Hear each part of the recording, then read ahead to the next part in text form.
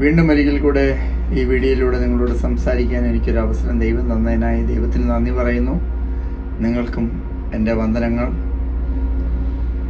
ഒരു പ്രാവശ്യം കൂടെ ദൈവത്തിൻ്റെ വചനത്താൽ ദൈവം നമ്മളെ അനുഗ്രഹിക്കട്ടെ എന്ന് ആത്മാർത്ഥമായിട്ട് പ്രാർത്ഥിക്കുന്നു. വളരെ മനസ്സിലാക്കുവാൻ ബുദ്ധിമുട്ടുള്ള ഒരു വിഷയമാണ് വേദപുസ്തകത്തിൽ ത്രിത്വം എന്ന് പറയുന്നത്. മനുഷ്യനെ സംബന്ധിച്ചിടത്തോളം അവർക്ക് ഇന്ന് വരെ, പ്രത്യേകിച്ച് ക്രിസ്ത്യാനികളിൽ പോലും 99% ഇന്നും സത്യത്തിൽ ത്രിത്വം എന്താണെന്ന് മനസ്സിലായിട്ടില്ല. ദൈവം ഒന്നാണോ, ദൈവം മൂന്നാണോ, അതോ ഇതിലേതെങ്കിലും ഒന്നാണോ, എന്തെല്ലാം പ്രശ്നങ്ങളാണ്. പല കൾട്ടുകൾ ഈ ഒരു ഉപദേശം കാരണം രൂപപ്പെട്ടിട്ടുണ്ട്. എന്നാൽ ഇത് സത്യമാണോ? തീർച്ചയായും ദൈവം ഏകനാണെന്ന് വേദപുസ്തകം വ്യക്തമായിട്ട് പറയുന്നുണ്ട്. ദൈവം ഏകൻ തന്നെ, ഏകനായി മഹാത്ഭുതങ്ങളെ ചെയ്യുന്നവൻ. അങ്ങനെ ഏകൻ എന്നുള്ള വാക്ക് വേദപുസ്തകം പറയുമ്പോൾ തന്നെ ത്രിത്വത്തിലെ പിതാവിൻ്റെയും പുത്രൻ്റെയും പരിശുദ്ധാത്മാവിൻ്റെയും പ്രവർത്തികളായിട്ട് അവരുടെ 3 പേരുടെയും സ്വഭാവവിശേഷങ്ങൾ വ്യക്തമായിട്ട് പല വാക്കുകളിലായിട്ട് വേദപുസ്തകം മുഴുവൻ നിറഞ്ഞു കിടപ്പുണ്ട്. പരിശുദ്ധാത്മാവിൻ്റെ സ്വഭാവം, യേശുക്രിസ്തുവിൻ്റെ രീതികൾ, സ്വഭാവം, അതുപോലെ പിതാവായ ദൈവത്തിൻ്റെ സ്വഭാവം, അങ്ങനെ എല്ലാ കാര്യങ്ങളും ഉൽപ്പത്തി മുതൽ വെളിപ്പാട് വരെ വ്യക്തമായിട്ട് അത് പറഞ്ഞിട്ടുണ്ട്.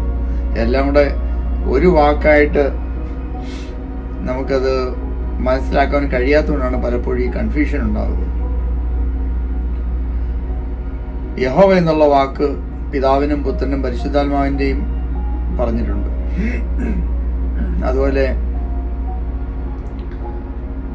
സൃഷ്ടിയുടെ കാര്യത്തിൽ പിതാവിൻ്റെയും പുത്രൻ്റെയും പരിശുദ്ധാത്മാവിൻ്റെയും കാര്യം പറഞ്ഞിട്ടുണ്ട്. അങ്ങനെ എല്ലാ കാര്യങ്ങളിലും പിതാവിൻ്റെയും പുത്രൻ്റെയും പരിശുദ്ധാത്മാവ് പല സ്ഥലത്തായിട്ട് കണക്ഷൻ ഇല്ലാതെ കിടക്കുന്ന പോലെ നമുക്ക് കാണുവാൻ കഴിയും. എന്നാൽ അതിനെക്കുറിച്ച് വ്യക്തമായിട്ട് പിതാവ് പുത്രനും പരിശുദ്ധാത്മാവാണെന്ന് പറഞ്ഞത് നമ്മുടെ കർത്താവായ യേശുക്രിസ്തു തന്നെയാണ്.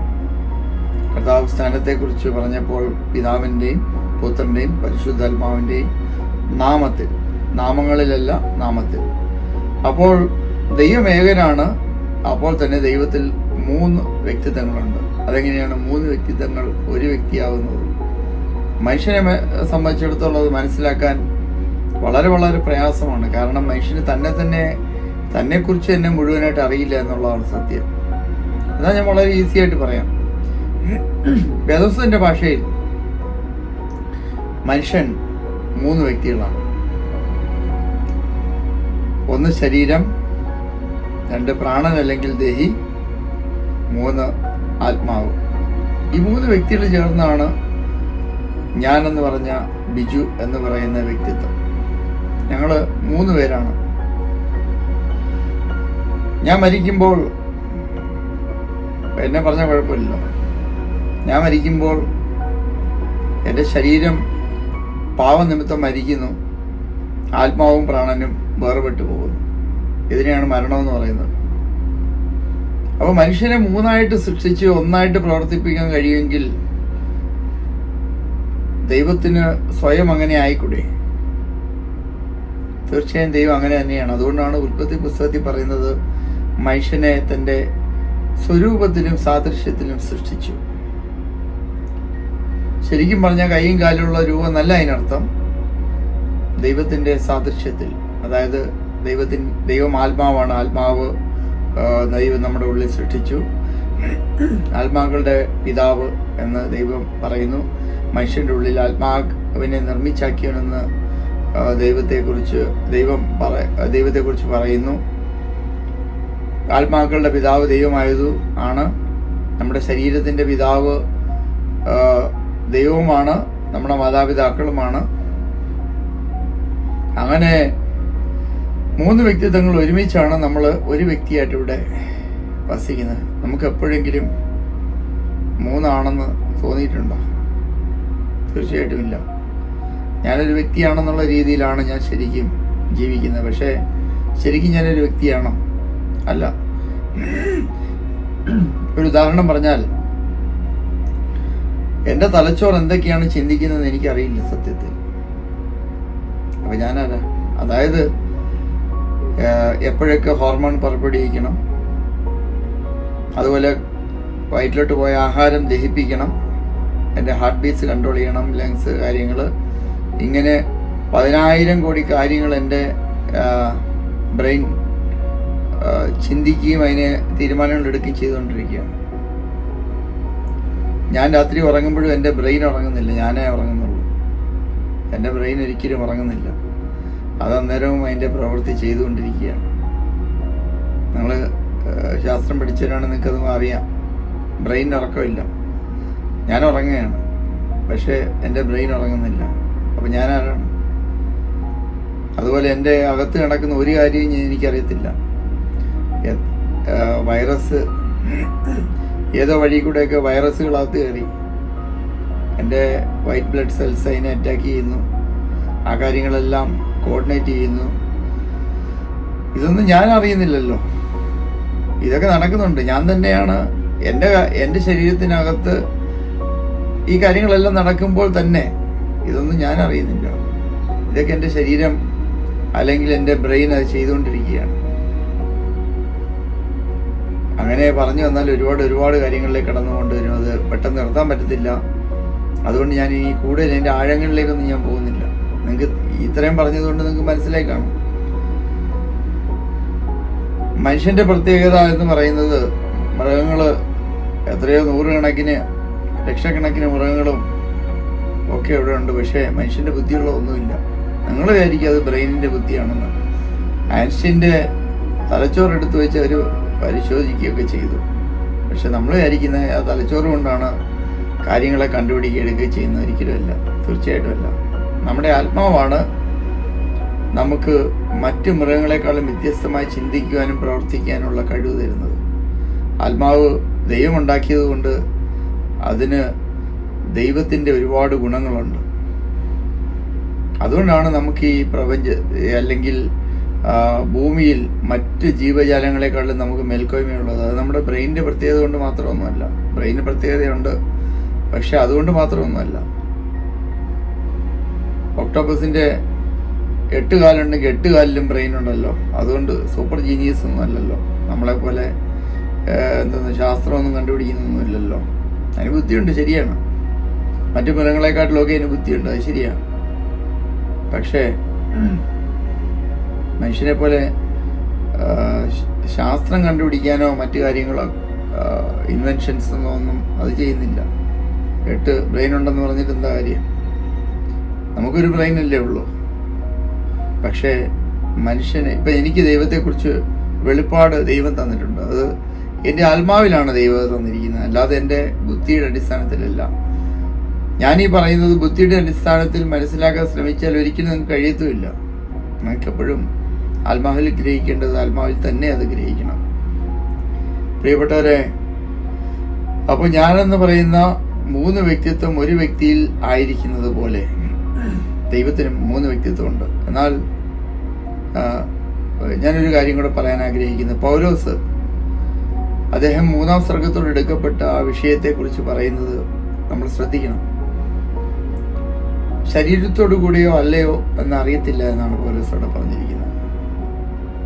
തീർച്ചയായും ഞാൻ വിശ്വസിക്കുന്ന ശരീരത്തോടു കൂടിയല്ല. കാരണം ശരീരത്തിന് സ്വർഗരാജ്യം അവകാശമാക്കാൻ കഴിയുകയില്ല എന്ന് നമ്മുടെ കർത്താവ് പറഞ്ഞിട്ടുണ്ട്.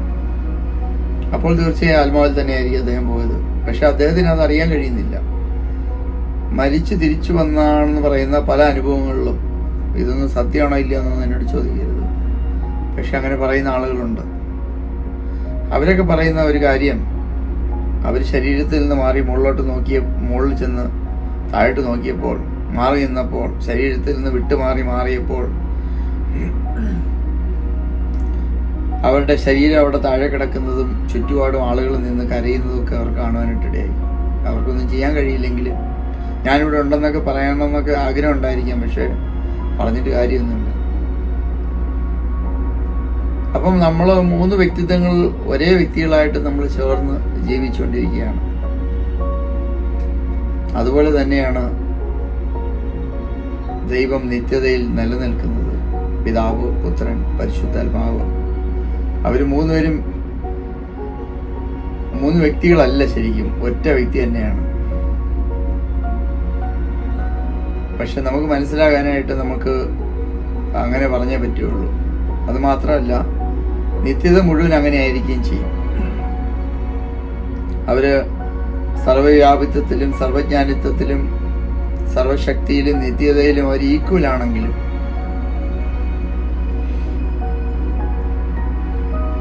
ഇന്നിപ്പോൾ പിതാവ് പുത്രൻ പരിശുദ്ധാത്മാവ് എന്ന് നമ്മളെ പറഞ്ഞ് കർത്താവ് പഠിപ്പിച്ചതുപോലെ തന്നെ ഫ്യൂച്ചറിൽ കാര്യങ്ങൾ നടക്കുകയുള്ളൂ. അതായത് പുത്രൻ എല്ലാം കീഴടക്കി പിതാവിന് രാജ്യം സമർപ്പിച്ച് ആയിരിക്കും. അതങ്ങനെ തന്നെയാണ് കാര്യങ്ങൾ പോകുന്നത്. അതുകൊണ്ട് നമുക്ക് എപ്പോഴും അങ്ങനെ തന്നെ അത് മനസ്സിലാക്കുകയും വേണം. നിത്യതയിലും മനുഷ്യനുമായിട്ടുള്ള ബന്ധത്തിൽ പിതാവ് പുത്രൻ പരിശുദ്ധാത്മാവ് എന്നുള്ള രീതിയിൽ തന്നെയാണ് കാര്യങ്ങൾ പോകാൻ പോകുന്നത്. ഇനി എൻ്റെ ഒരു ചിന്ത എന്ന് പറയുന്നത്, ദൈവം 3 വ്യക്തിത്വം എന്നല്ലേ പറഞ്ഞുള്ളൂ. ശരിക്കും ഞാനെന്ന് പറയുന്ന വ്യക്തിയുമായിട്ട് ദൈവത്തെ കമ്പയർ ചെയ്താൽ എന്നെ പോലെ കോടി കോടി കോടി കോടി കോടി കോടി കോടി കോടി വ്യക്തികൾ ഒരുമിച്ച് ചേർന്ന് നിൽക്കുന്നത് പോലെയാണ് ദൈവത്തിൻ്റെ പ്രവൃത്തികളെല്ലാം. ഒരു ഉദാഹരണം പറഞ്ഞാൽ, അതായത് മനുഷ്യൻ്റെ കർത്താവ് പറഞ്ഞു, നിങ്ങളുടെ ഒരു തലമുടി നിങ്ങളുടെ പിതാവ് അറിയാതെ താഴെ വീഴത്തില്ല. ദൈവമേ, അതിൻ്റെ അർത്ഥം എൻ്റെ ഓരോ മുടിയും നോക്കിക്കൊണ്ട് ദൈവം ഇരിക്കുകയാണെന്നല്ലേ? അപ്പോൾ ഞാനൊരു വ്യക്തിക്ക് ഒരു മുടി മാത്രമേ നോക്കാൻ പറ്റുള്ളൂ, എല്ലാ മുടിയും നോക്കാൻ പ്രയാസമാണ്. അപ്പോൾ ഓരോ മുടിക്കും നോക്കിയിരിക്കണമെങ്കിൽ, ഇപ്പം ഞാനത് ചെയ്യുകയാണെങ്കിൽ ഒരാളുടെ മുടി നോക്കിയിരിക്കണമെങ്കിൽ എത്ര പേര് ഉണ്ടെങ്കിൽ പറ്റുമത്? എത്ര 1000 പേര് ഒരുമിച്ചിരുന്നാൽ ഓരോ മുടിയും നോക്കിയിരിക്കാൻ പറ്റും. അങ്ങനെ ലോകം മുഴുവനുള്ള എല്ലാവരുടെയും മുടികൾ തപ്പണമെങ്കിൽ, മുടി അറിയണമെങ്കിൽ എത്ര കോടി കോടി ആളുകൾ നിൽക്കണം. അത് ഒരേ സമയത്ത്. എനിക്കൊരു സമയം ഒരു കാര്യം മാത്രമേ ചെയ്യാൻ പറ്റുള്ളൂ. പക്ഷെ ദൈവം അങ്ങനെയല്ല. നമ്മൾ ദൈവത്തെ മനുഷ്യനെ പോലെ കാണുന്നതാണ് ഏറ്റവും വലിയൊരു പ്രശ്നം. ദൈവം സർവശക്തിമാനും സർവജ്ഞാനിയും സർവ്വവ്യാപിയുമാണ്. ദൈവത്തിന് ഒരേ സമയം എല്ലാ കാര്യങ്ങളും ചെയ്യാൻ പറ്റും.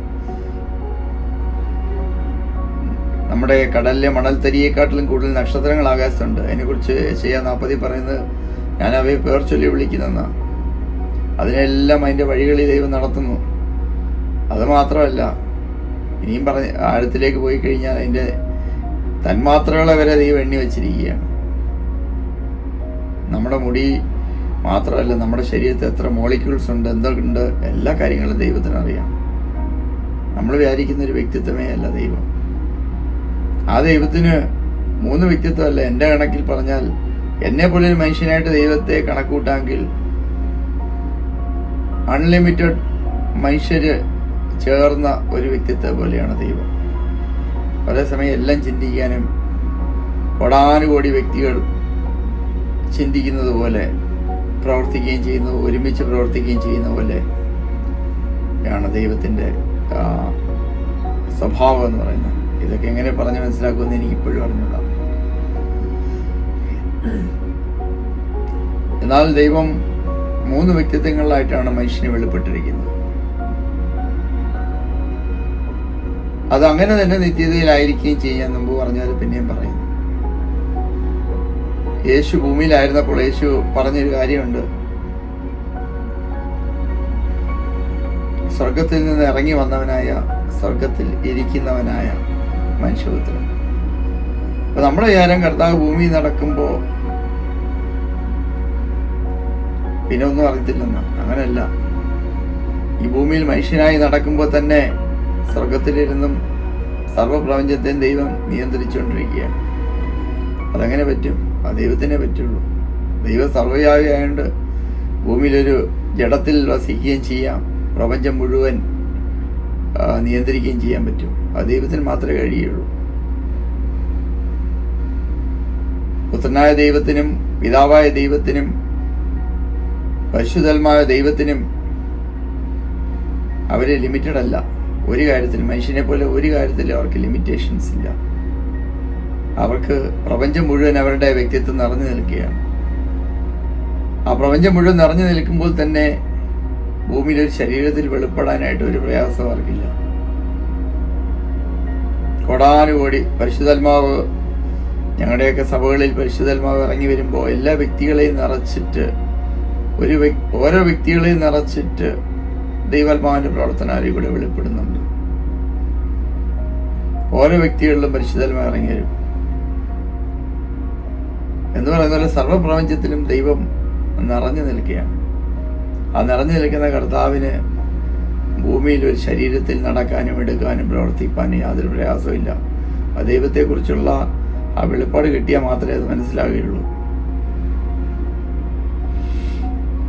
ദൈവത്തിന് മഹത്വം, ഇത്ര വലിയൊരു ദൈവത്തെ തിരിച്ചറിയാനായിട്ട് നമുക്കൊരു ഭാഗ്യം ദൈവം തന്നതിനായി ശരിക്കും ഞാൻ കർത്താവിനെ സ്തുതിക്കുകയാണ്.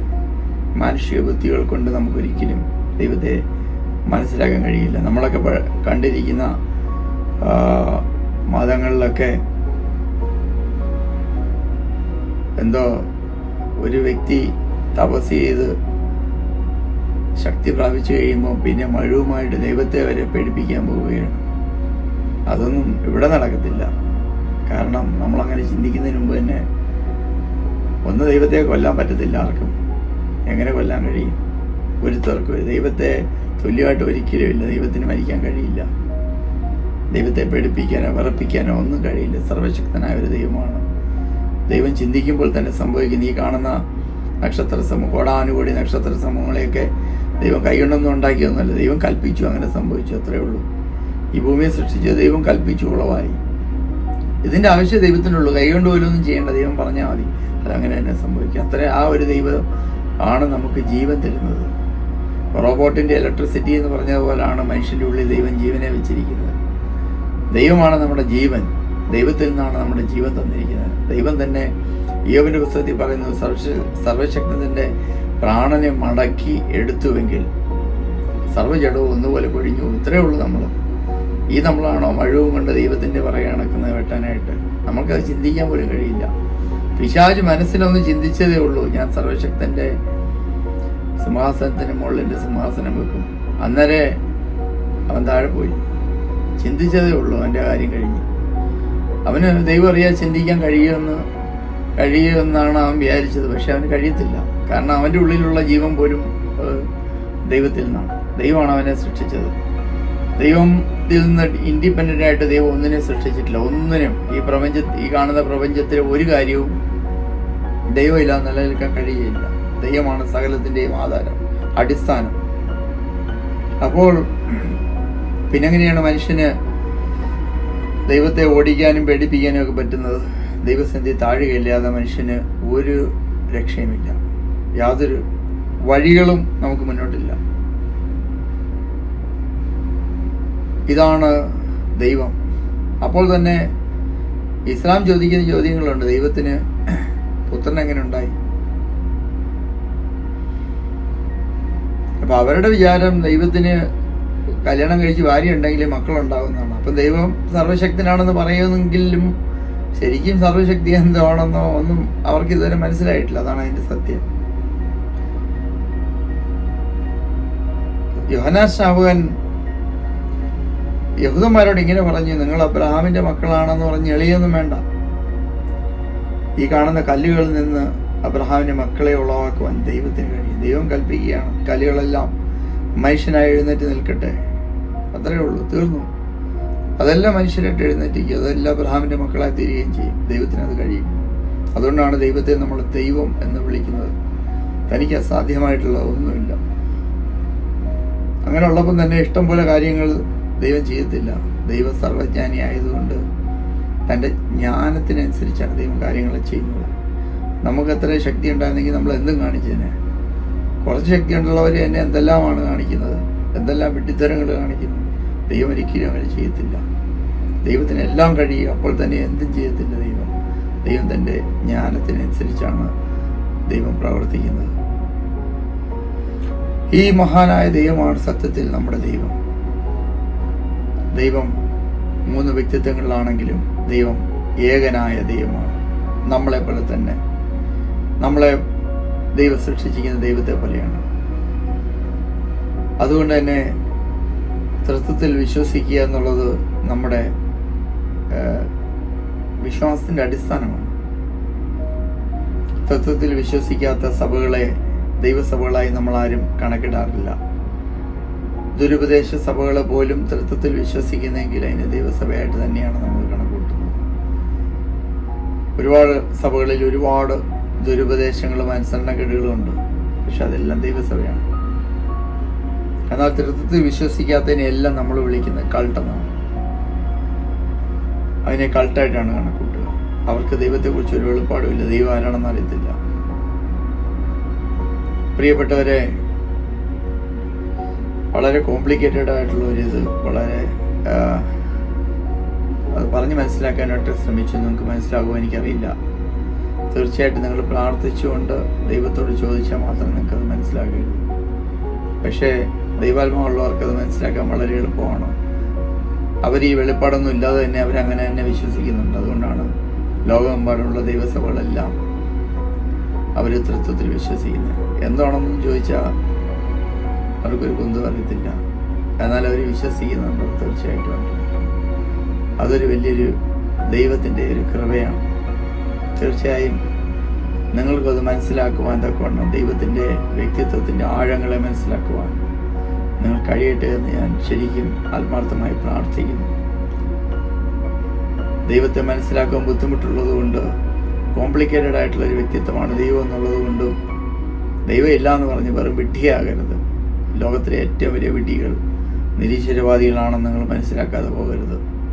യാതൊരു ബുദ്ധിയും ഇല്ലാത്തത് കൊണ്ടാണ് അവരതങ്ങനെ പറയുവാനായിട്ടിടയാകുന്നത്.